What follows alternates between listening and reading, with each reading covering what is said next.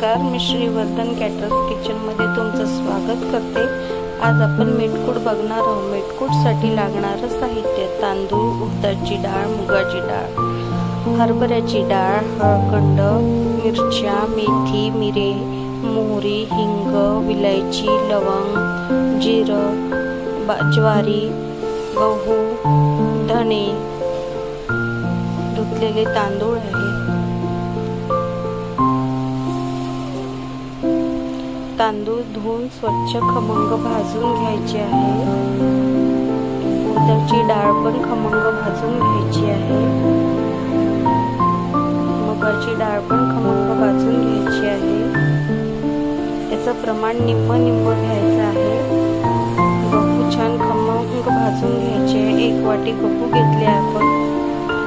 हरभऱ्याची डाळ आणि मुगाची डाळ सारखे प्रमाणात घेतल्या। 1 वाटी ज्वारी घेतली आहे, खमंग भाजून घेतले। 1 वाटी धने घेतले आहे, धने पण खमंग भाजून घेतले आहे। मोहरी 1 वाटी घेतली आहे, ती पण खमंग भाजून घेतली आहे। जिरं 1 वाटी घेतली आहे, ते पण खमंग भाजून घेतले आहे।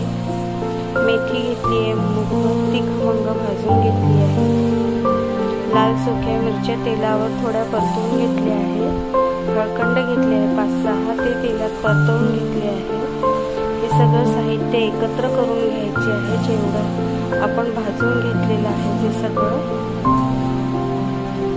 हळकुंड, हिंग, मिरी, विलायची, लवंगा छान ठेचून घ्यायचे आहे। ते जाडसर हिंग,